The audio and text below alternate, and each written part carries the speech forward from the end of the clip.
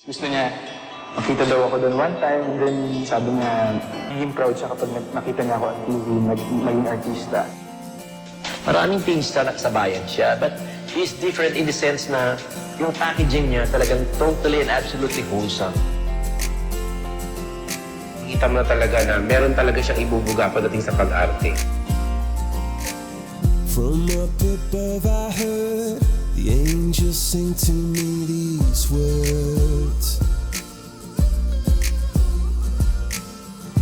Magaling si Alden. In your eyes, I see the beauty in the Natutuwa naman po ako sapagkat na nakita ng tao yung kanyang pinaghirapan para maging magaling na artista.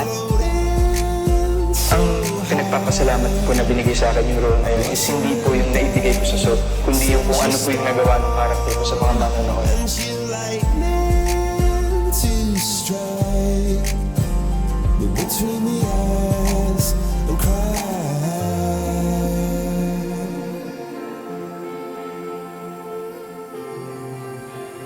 Hindi niya alam na gwapo siya, hindi niya alam na, yung parang basta parang hindi siya artista. Every time nakasama mo siya, kala mo ordinaryong tao lang siya.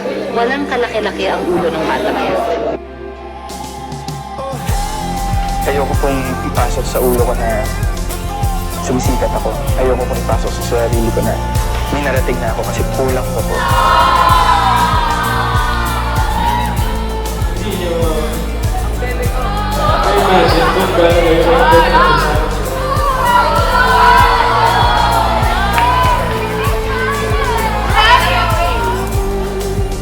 Pag kung ano yung gusto mong makuha, pag sumikapan, and hindi bulag ang Diyos.